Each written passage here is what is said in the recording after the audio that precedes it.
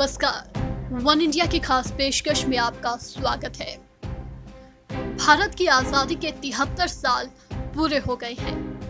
भारत ने आजादी के इन 73 सालों में कई महान उपलब्धियां हासिल की हैं, जिनमें कई बड़ी उपलब्धि हमें देश के महज एक संस्था भारतीय अंतरिक्ष अनुसंधान संगठन यानी इसरो के माध्यम से हासिल हुई है।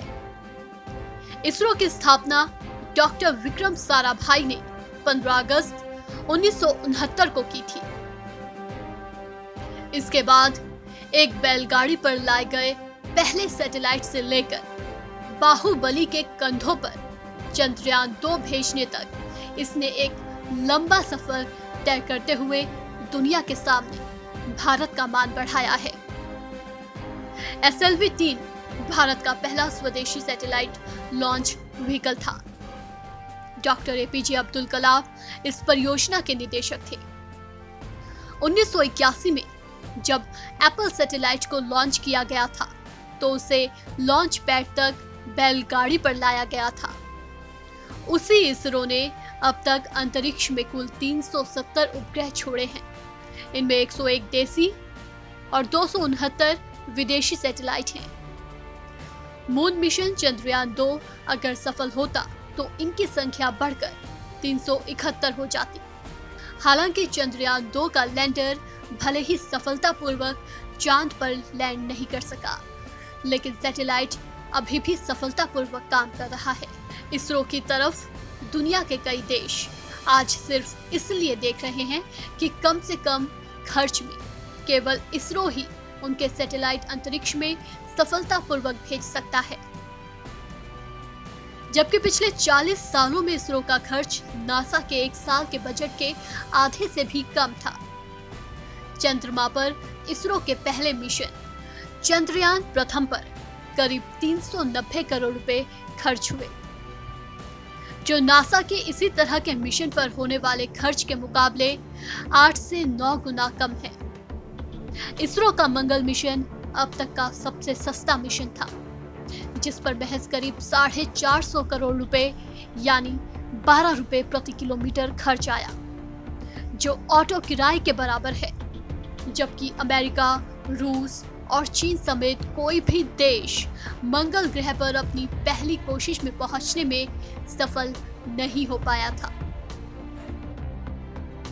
चांद पर भेजे गए इसरो के पहले मिशन का नाम था चंद्रयान। 22 अक्टूबर 2008 को चंद्रयान मिशन लॉन्च किया गया था। इस मिशन ने पहली बार चंद्रमा पर पानी की खोज की। साल 1969 में पहली बार अमेरिका के नील आर्मस्ट्रांग चांद की सतह पर उतरे। उसके बाद 1 दर्जन से ज्यादा अंतरिक्ष यात्री वहां जा चुके हैं, लेकिन जो काम नासा नहीं कर पाया वो इसरो ने अपने पहले मिशन में ही कर दिखाया। आज भारत के पास अर्थ इमेजिंग के ऐसे सैटेलाइट्स हैं जिनकी मदद से जहां पहले धरती में 6 मीटर दूरी तक की चीजें देखी जा सकती थी, वहीं आज 1 मीटर से कम दूरी तक की चीजें देखी जा सकती हैं।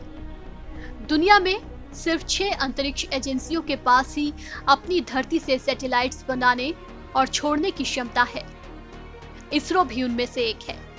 अधिकतर देश अपने नेविगेशन से संबंधित मकसद के लिए अमेरिका आधारित GPS सिस्टम के भरोसे रहते हैं। भारत ने सफलतापूर्वक अपना खुद का नेविगेशनल सैटेलाइट्स IRNSS लॉन्च किया है। श्रीहरिकोटा स्थित सतीश धवन स्पेस सेंटर के पहले लॉन्च पैड से भारत ने अंतरिक्ष में 104 सैटेलाइट्स छोड़े थे। भारत ने 2002 तक अपने मानव युक्त मिशन को अंतरिक्ष में भेजने की योजना बनाई है। इस मिशन को गगनयान मिशन का नाम दिया गया है। 2022 में इस मिशन को अंजाम तक पहुंचाने का लक्ष्य है। इसरो के इसी कामयाब सफर का नतीजा है कि आज भारत के 2000 के नोट पर मंगलयान की तस्वीर है, जिससे इस संस्थान की गौरव गाथा हर हाथ में पहुंच गई है। इस पेशकश में फिलहाल इतना ही। नमस्कार।